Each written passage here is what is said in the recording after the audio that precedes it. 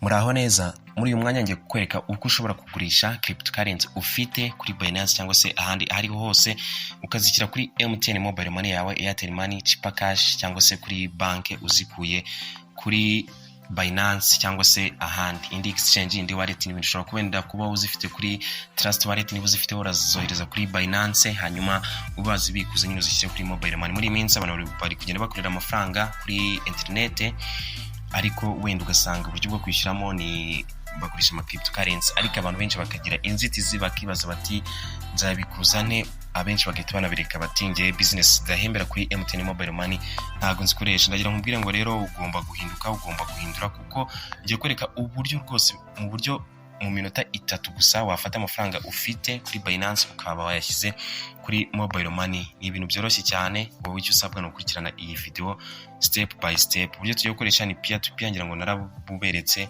ntago nirirwa mbutindaho cyane muri video zishize, narabuberetse. Murabona ko amafaranga dufite kuri wallet ni $11. Rero turabanza tuzano kuri wallet yacu, kuko niba ugiye kugurisha ayo ufite agomba kuba ari hano kuri iyi funding, kandi twebwe tuyafite hano kuri spot. Icyo tugiye gukorera nta kindi, turazano dukande kuri funding, hanyuma dukande kuri transfer. Iyi transfer rero nibirangira hano turahita dukora gutya ko bigiye kuva kuri spot wallet. Ngira ngo mubona ko dukanze hano nyine, dukanze hano biracomoka kuri spot wallet bijya kuri funding. Gusa bahise batwereka BTC, Bitcoin nta kintu dufiteho, turayikandaho duhita duhitamo USDT ko naho dufite amafaranga. Hanyuma hano ushobora kuhakanda ugashyiramo umubare ushaka, cyangwa ukakanda max niba yose ushaka kuba yakoreshwa, tukana kuri confirm transfer yose ahita ajya kuri funding. Ubu noneho twemerewe kuba twagira gute twayagurisha. Dore dufite $12 niyo tugiye kugurisha tugashyira kuri MTN mobile money mu kabiri. Turazano rero dukande kuri hano uburyo bwa peer to peer. Gusa ariko mbere yuko dukomeza, nyamuneka mushya kuri iyi channel cyangwa ukaba kumenya ibintu bya cryptocurrency mu buryo bwimbitse, ndagusabye cyangwa se ndagushishikariza gukora subscribe hano kuri YouTube channel yitwa Kumenya. Byose muzabikurikirana, tugiye kubategurira ibiganiro byiza. Umuntu utazi gukora analyze, utazi nyine uburyo cryptocurrency zikora n'uburyo wazibyaza umusaruro, ngira ngo nicyo kintu gisigaye kigezweho cyane. Niba utazizimenya ko wacikanwe waratanzwe cyane. Iyi ni Kumenya nk'ibisanzwe nyine, nitwe tubagezaho amatutorials meza agiye atandukanye. Hano rero turaza dukanda hano kuri sell ko tugiye kugurisha. Hano byari bikiri kuri buy, uraza rero hano kandi kuri sell. Ikindi utari kwibona ari gihe wenda hano hatabarimo Rwanda franga arimo USDT, uraza naho ukabanza ukakanda ukabanza ugahindura kazo Rwanda franga. Ushobora kuba wayishakisha n'ibindi, hano uraza ukayishakisha mu gihe itariho. Gusa twe n'ubundi nyine niyo iriho, nibyo rero tugiye kuba twakora. Ni ya seri yacu niho tugiye kugurisha. Uburyo bwa peer to peer umuntu utabuzi, ni uburyo umuntu nkanjye cyangwa se wowe twoherezanya amafaranga atabaye ikizere icyo ari cyo cyose, ahubwo bitewe nuko uyu muntu ubu zifite bugiye kugurisha cyangwa se kugurira. Hari amafaranga, hari ama crypto runaka aba yarashyize muri Binance, ku buryo abaye ikibazo akambura abantu, Binance ahita iyarokinga ikayafatira, ku buryo nta kindi kintu ashobora kuyakoresha. Rero urumva nawe wowe uyacuruza ntago, cyangwa se undi muntu uyacuruza ntago ashobora gutuma ibyo bintu bimubaho. Nyine account ye igahita suspended, agahita anahomba. Niyo mpamvu agomba kubahiriza amabwiriza nyine mu gihe wamuguriye. Guys, n'umuntu usanzwe ntago ari bank, no, muri cryptocurrency na central authority ibaho. Niyo mpamvu nawe agomba kugira gute, abagomba kuba yabigurisha, arabigurisha bikemera nyine, nta rindi tegeko rijeho. Oya, niko cryptocurrency yaze iyi blockchain ikora. Ni ikoranabuhanga ryiza cyane ridashingiye ku cyizere ati ngo tuzanye n'umuntu nibwo mwoherereza. Oya, hano ushobora kugira umuntu wari wese. Hano rero ibyo witaho urareba hano ikintu cya limit. Uyu nguyu akoresha Chipper cash, kandi twe dushaka mobile money. Uyu nguyu akoresha MTN mobile money, yitwa Faida, ari kugurisha kuri ibi ngibi. Ikindi amaze kuri ya trade yarangiye na yanga byose, ngira ngo narabisobanuriye.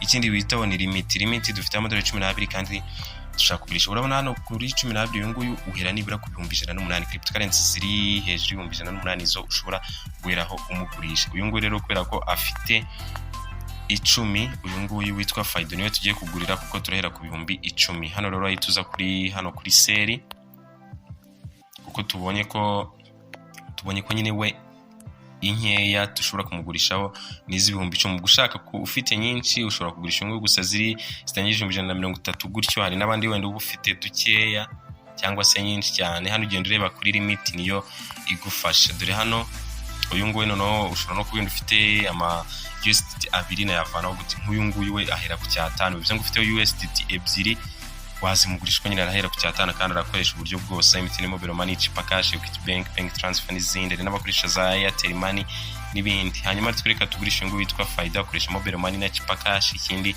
bira ku micuni turakanda hano kuri iyi seri, noneho dushyireho wenda reka dushyireho nyine ama USDT 10 turakira 10,870 kugira ngo hano rukubibona 10,870 nituramuka tugize gute tumugurisha hano rero turahita tuza duhitemo payment method ni iyi ni Mobile Money. turahita tuyikanda mu gihe turayishyiraho dore hano iyo dukanze hano we mu gihe turayishyira uko twe twayishyizeho urakanda hano add MTN Mobile Money kuko nibyo wakoresha se add Chip Cash niba ariyo ushaka kubona amafaranga. Gusa twe turayifite niyo mpamvu duhita tuyikandaho nimero ya telefone ahita yohereza hano tukanda kuri seri with zero fee, nta kintu nyine bagukata.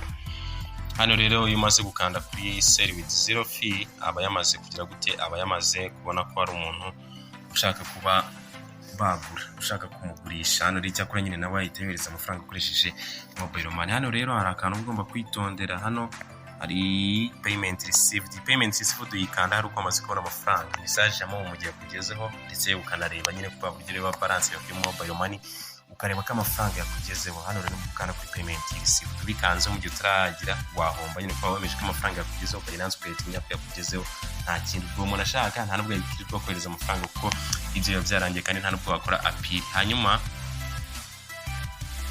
hano iyo ushaka akubwira ko bikunda ni mu minota 8 rwose aba amaze kugeraho cyangwa se mu minota 30 ya mbere. Mu minota 30 ya mbere nibwo tugomba kubitegereza mu gusuyungu iwe n'ubundi mu minota 8 ya mbere akunze kuba order yayirangije. Hano rero ushobora kubona biri gutinda ukaba wamwandikira hano uza kuri chat ukamwandikira ukareba uko bimeze. Nawe yatubwiye ati amugina amaze kwishyura rwose yita ukora release nayo nyine muraza kubibona. Hanyuma hano wenda ushobora gutegereza umunsi iminsi ngaho 2 ukabona nibyo umwandikira ntago ari kugusubiza yase bimeze ukuntu ushobora uhaza no kamuripotinga none amakiripto bakayafatira mu gihe atarakwishyura imitungo yawe nyine nawe urayibona. Niyo mpamvu bidakunze kubaho cyane kuko umuntu urumva hari ibyo aba yarashyize kuri Binance amafaranga runaka ama cryptocurrency runaka uretse bagira locked ku buryo uramutse wambuye umuntu nyine byagenda bite byakugiraho ingaruka. Hano ushobora kumwandikira uti ni nakoreje ati nyishyura ariko wenda nta mpamvu mu kanya gato birihuta turabyizeye.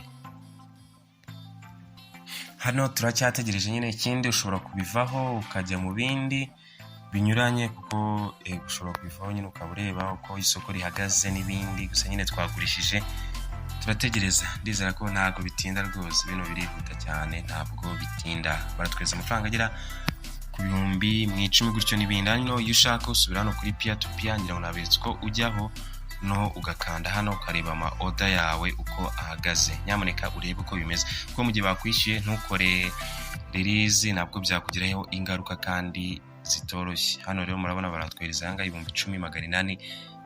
Nyamuneka urebe uko bigenda. Iyi ngiyi iracyari pending turacyategereje.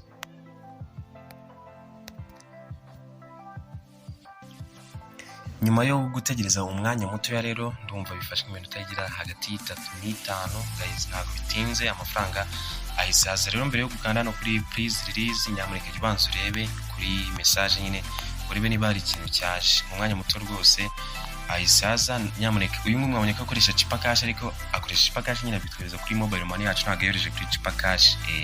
Chip Cash ni payment yoroshye cyane ahisa twereza nyine kuri MTN Mobile Money yacu ngira muri kwibona hano Chip Cash babitwandikiye n'ibindi. Hanyuma hano murabona ko kuri MTN Mobile Money ni wa wundi nyine niwe ahise ayatwoherereza mu buryo bworoshye cyane. Ikindi nyine ahita iyi order ahita avuga ko nyine yarangiye. Rero reka dukore release nta mpamvu natwe yo gutinda guys. Ubu buryo niko bugenda niko bikorwamo. Witwara hano kuri release mu gihe byose amaze kureba ko amafaranga wayabonye. Niba nawe wabaga ufite cryptocurrency n'ibindi niko ubigenza, niko ushobora kuzigurisha ukoresheje nyine ukazibona kuri Mobile Money no kuri Binance. Hano rero tuza kuri payment received kuko ibonye. Hano rero icyo uhitamo nta kindi, uraza hano uvuga ko wabonye amafaranga yuzuye nayo nyine wari watse ndetse n'amazina byose birahoro gwitwana no kuri confirm. Hano bahita bakohereza verification code yo kuri telefone yawe, ugakanda kuri send code. Hano ihitiza nyine ntabwo itinda. Hano verification code bayohereje ni 7066 54 7066 hanyuma ugakanda kuri submit. Mu kanya gato cyane nyine biba byabaye byakunze, ni done. Ikindi ushobora guhitumereza positive review, positive feedback, ukerekana ko nyine gukomeza umwongerera amanota meza. No byabaye rwose, twamaze kuzigurisha oda complete. Ni ibingibi yagezwemo mobile money yacu avuye kuri Binance. Umuntu rero wibazaga uko byagenda ufite amafaranga kuri mu wallet, mu blockchain anyuranye, nizere ko ubonye uburyo bworoshye cyane ushobora guhita ubikoramo. Niba ushaka kumenya ibintu bya cryptocurrency, ndakwibutsa subscribe kuri YouTube channel ya Kumenya ko uzagira byinshi, ariko cyane cyane kuri no kunzogera. Niba nawe usanzwe wenda warayikoze kunzogera, nyuma ushobora no gukunda iyi video ugakanda like, nabyo biradufasha cyane. Video rero zinyuranye uko wakora wenda trading, technical analysis zagenda ziza. Wowe nyine icyo tugusaba no gukora subscribe gusa, ubundi ugakomeza kudukurikirana. Ikindi dufite na Telegram channel yacu, niyo tugushishikariza nayo ko wajyamo ko ducishaho amakuru menshi agiye anyuranye kandi yagufasha byinshi. Nk'ibisanzwe kuri Kumenya mwari kumwe na Mr Buddha. Imana ibahizagire.